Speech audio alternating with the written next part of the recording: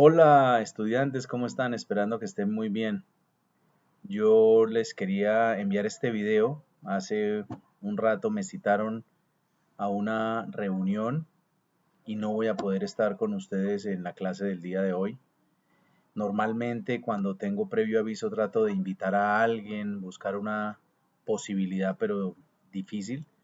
Pensé que tenía tiempo de pronto para grabar la presentación que teníamos hoy sobre Roma, pero está difícil, está difícil. Entonces preferí grabarles este video cortico, pero que les puede servir. El Imperio Romano va a tener o va a recibir de Grecia una herencia muy rica en muchos aspectos y fueron pragmáticos. No le preguntaron, no cuestionaron, por el contrario, adaptaron lo bueno y fortalecieron lo que les interesaba. Van a ser, evidentemente como todos los procesos históricos, largo, con una gradualidad, pero hay un mito, hay una narración, que es la de Rómulo y Remo. Entonces, primera cosa que les quiero pedir es que revisen esa primera narración de los romanos y que la pongan a la luz de otras narraciones míticas de fundaciones de ciudades. Yo en el taller que alcancé a escribir ahorita rápidamente menciono Tenochtitlán, que tiene una muy famosa, aparece de hecho en el escudo de México. Esa no vale. Pueden buscar otras, pero esa no. Entonces, por favor, ahí es una tarea sobre el poder de la narración en el origen de una ciudad, no necesariamente cierta, pero busquen. Jerusalén, Medellín, Mendoza, Pretoria, Kioto, Venecia, las vikingas, yo qué sé, Reykjavik, eh, la Liga Hanseática, bueno, tantas cosas que hay interesantes y vamos a tener un pastiz, un mosaico muy interesante de los mitos en los que arranca la ciudad. Después, como ustedes hoy terminan la lectura y teníamos un control de lectura, el control de lectura va a estar basado básicamente en que ustedes sinteticen y conversen con sus compañeros si deciden reunirse o si deciden trabajar, cuáles son esos aportes a la ciudad del Imperio Romano. Y ustedes saben que va a estar muy ligado a infraestructura. Las ciudades clásicas, podríamos decir que es esa mezcla de las dos infraestructuras. Voy a decir las obvias, ¿no? Acueducto, pero si ustedes hicieron la tarea con juicio saben que también alcantarillado, desagües, eh, puentes van a ser muy importantes, porque va a ser la ingeniería que va a permitir construir ese imperio terrestre. Muros, eh, el de Adriano, por ejemplo, busquen el muro de Adriano, que eso me lleva al último elemento que quiero decir y tiene que ver con las fronteras. ¿Realmente ese muro era un verdadero muro para que la gente no pasara? ¿O más bien fue simbólico? Y luego vamos a hablar ahí del tema de ciudadanía, tú entras, no entras, etcétera, pero ese imperio romano va a estar claramente definido y es lo que va a llevar al famoso todos los caminos conducen a Roma. Entonces, busquen mapas, cartografías, ciudades, traten de ver todas las culturas que componían el Imperio Romano, miren de dónde venían las personas, pero el Imperio Romano va a encarnar ese sueño de Alejandro, va a ser cosmopolita y sobre todo le va a dar un uso muy importante a la ciudadanía, va a permitir que todo el mundo sea romano. Los privilegios se los repartían luego de otra forma, pero el privilegio no era por ese bloqueo a la ciudadanía que luego lo vamos a ver en otros estados donde eso sí, el que es ciudadano tiene derechos y el que no, no. Emiratos Árabes de hoy en día. Miren cómo esas familias eh, de emires o en Qatar tienen unos privilegios y tienen una base muy grande de personas de la India, de Pakistán, desposeídos sin derecho. Entonces, miremos las fronteras del imperio, que va a ser muy importante. Y va a ser muy importante para entender por qué el imperio perdura hasta hoy, porque marcó en la psiquis de muchas sociedades. Y finalmente, en la decadencia del imperio, va a aparecer un elemento muy importante que de hecho va a marcar el urbanismo del que vamos a hablar hacia adelante, y es que una religión, una creencia, una narración y unos relatos de una cosmogonía particular monoteísta va a utilizar la infraestructura del imperio para crecer.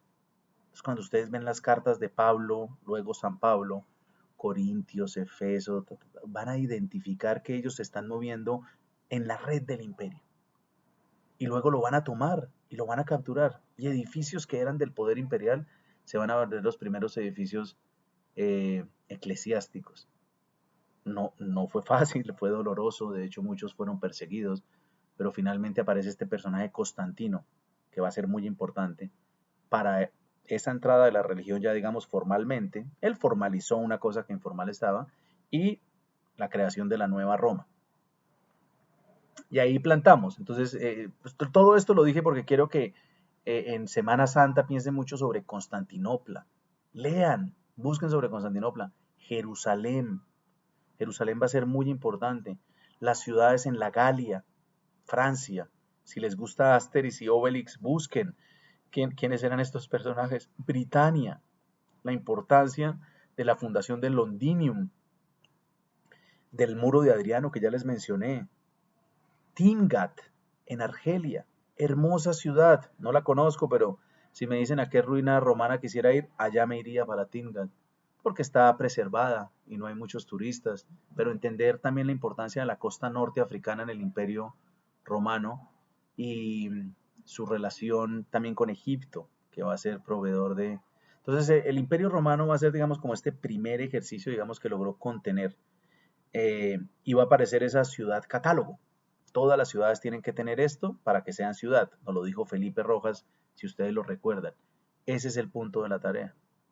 ¿Cuáles son los atributos de una ciudad romana? Ya ustedes lo saben. Calzada, acueducto, etcétera. Pero lístenlo, por favor. Y descríbanlo. Y la tarea que se deriva para que la empiecen a hacer hoy, porque ustedes van a recibir el listado de unas que yo les voy a asignar una a una. O sea, en grupo, pero luego de manera individual reportan ese listado de esos atributos que nos legaron las ciudades clásicas y que siguen vigentes hasta hoy, de una u otra forma. Resultado de la lectura. Concéntrense en reportar lo que vieron en la lectura. Y ahí vamos a hablar de los llamados equipamientos. ¿Cuáles son los equipamientos urbanos que perduran o que lega el legado de la ciudad antigua a las ciudades que van a venir hacia adelante? Entonces, listarlos y describirlos brevemente como van a encontrar en la guía. Y el último paso es empezar a trabajar en un ejercicio. Ojalá lo puedan hacer inicialmente en grupo, pero luego que empiecen a trabajar de manera ya particular y es van a tomar uno de esos equipamientos que yo se los voy a asignar en una lista. Entonces a mí me tocó el Coliseo. ¿Qué es el Coliseo? ¿Cómo funcionaba? ¿Para qué servía? ¿Cuándo se usaba? Gladiadores, animales, pan y circo, espectadores, entretener a la población, etcétera. Todo lo que hay alrededor de eso. Y vamos a empezar a ver la historia de los coliseos a lo largo de la humanidad, de la historia de la humanidad. No de los coliseos, ¿cierto? Pero de los lugares de encuentro para el entretenimiento. ¿Ven? Entonces, ¿qué va?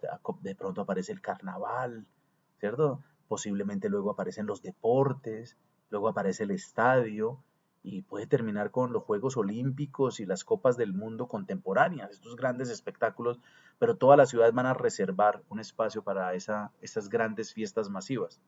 Yo acabé de verme el documental de Maradona de DirecTV, ¿cierto? Y uno ve cómo el estadio de San Paolo sigue siendo un atributo muy importante para la ciudad de Nápoles, como lo son otros estadios. Entonces, la historia, qué ha cambiado, qué no ha cambiado, ¿cierto? Sigue siendo un enfrentamiento. Etc. Puse el ejemplo, pero otro de ustedes va a trabajar los baños, la higiene, la tubería, el inodoro, porque vamos a arrancar con los baños, digamos, de vapor, pero nos va a contar algo en Japón, nos va a contar cosas en, en las ciudades musulmanas.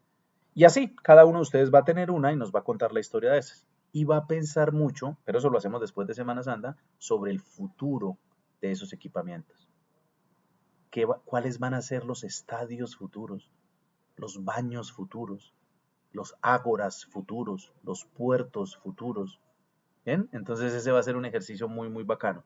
Y como antesala, que ya le había dicho que el cristianismo se convierte en esa religión que permea el Imperio Romano y utiliza sus redes para crecer, van a aparecer las ciudades de las religiones monoteístas. No desaparece el politeísmo, al día de hoy no ha desaparecido, pero estas religiones monoteístas van a ser muy importantes. Jerusalén, y les comparto nuevamente en el mensaje la invitación que les di para que vieran la exposición del Museo Judío de Berlín, el Jüdisches Museum, eh, y la ciudad musulmana, árabe. Recuerden que mientras Europa repliega su red urbana, la ciudad sigue existiendo, pero se repliega la conectividad, el mundo árabe va a ser fantástico. La ciudad redonda de Bagdad, el camino de la seda nuevamente fortalecido. China, un poco más conservadora en el sentido que es rural, luego vamos a hablar de eso, un poco más alejada, pero... Y las ciudades, digamos, judías, que no van a ser muchos, pero ese fortalecimiento de Jerusalén, el rol de las comunidades semitas y que luego nos va a llevar a las cruzadas. Y durante el descanso, asignado la lectura de Pirene, la ciudad medieval, con eso empezamos después de nuestro regreso, y el trabajo alrededor de la lectura de The City y Hugo Pipitone, que son los libros que están ahí sugeridos, pero sí les recomiendo que por lo menos en cada libro vayan en el capítulo 3, 4, The City, hasta donde se los dejé con el audiolibro, y me comprometo este fin de semana de subirles una segunda parte por si alguien quiere adelantarse y se entusiasma con la lectura del libro. Bueno, espero que este video cargue bien porque estuvo y ya les envío la guía. Un saludo y muchas gracias.